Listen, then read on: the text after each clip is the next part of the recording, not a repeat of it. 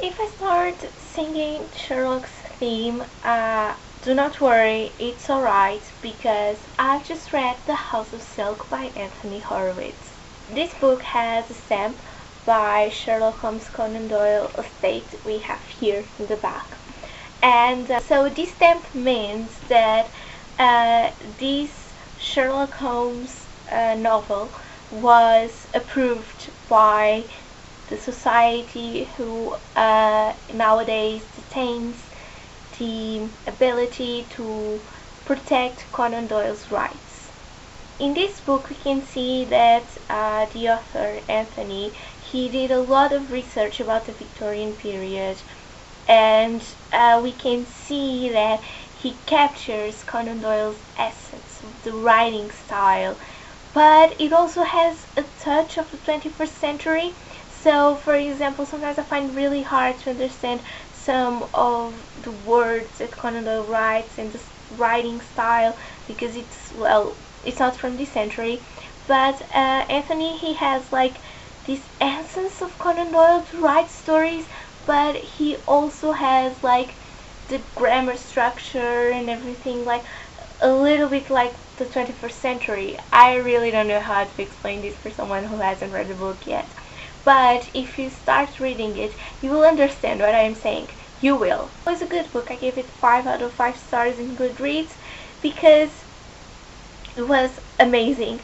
And I couldn't stop reading it. I don't usually read on the bus, but I had to with this book. I had to. It's like there's no other option to read. So you really need to read this book. Everywhere I went, and it's like on a queue, like to buy my groceries, I was reading it. Classes, before classes started, I was reading it. And yeah, that was it. It was pretty interesting to read such a mysterious and motivating book because one of the things that I really loved was that it was never boring. You always got something new, and the way that John Watson finished his chapters, they were like amazing. They were like perfect cliffhanger. You cannot like go to bed and sleep after you finish a chapter. So it was really nice to see, and I'm looking forward to read the next novel, which is called Moriarty. So that is like, that title already is a big spoiler, I think, but I'm really excited to read it. So this is all for the non-spoilery section. Okay, bye! So, House of Silk. Did you notice that it isn't, if the mystery doesn't even start with the House of Silk? It actually starts with like Mr. Carstairs being followed, and then it suddenly everything changes with this little boy being murdered, and then suddenly we're looking for the House of Silk. So this brings lots and lots of characters, for instance Mycroft and the Diogenes Club, and that was like one of the things that I have no idea, because to me it's like Sherlock is BBC Sherlock. So I can even picture them in that century wearing those clothes and like talking like that, and it was like amazing to see like Mycroft. And then we have this really mysterious chapter when John Watson goes to somewhere and he has dinner with this mysterious man, because everything is so mysterious that even the characters are mysterious in this book.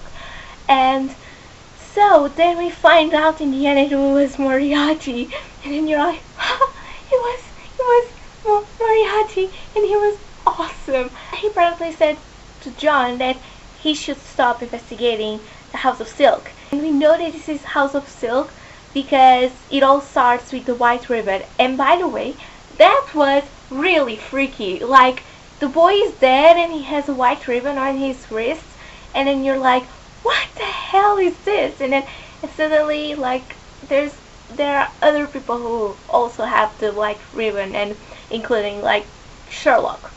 So we have no idea what this is, but it sounds creepy at the beginning. So we know that, well, it's not going to end well. And this was one of the most surprising things, that Sherlock apparently killed someone, and then, well, then he's arrested. and then he disappears, and everyone thinks at the beginning he's in a coffin. And I was just like laughing at this, because I couldn't imagine, like, how is this even possible? Because how did he escape prison?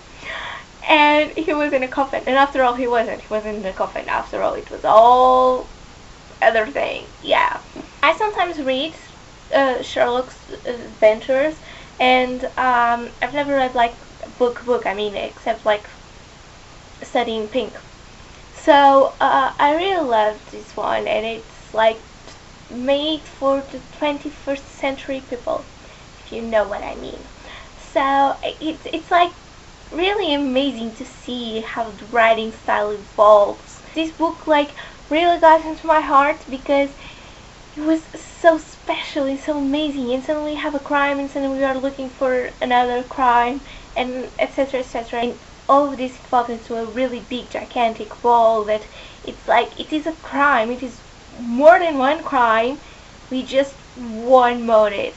It's like, that's Sherlock, that's complex murders, and we love that. One of the things why we love Sherlock so much is because he has this capability to understand everything that's going around him, and we have no idea what's going on, because when he's investigating, he doesn't like to share his thoughts, so he's the only one who understands, and suddenly his action seems like out of the ordinary, but it's always with a purpose, and then in the end you totally understand.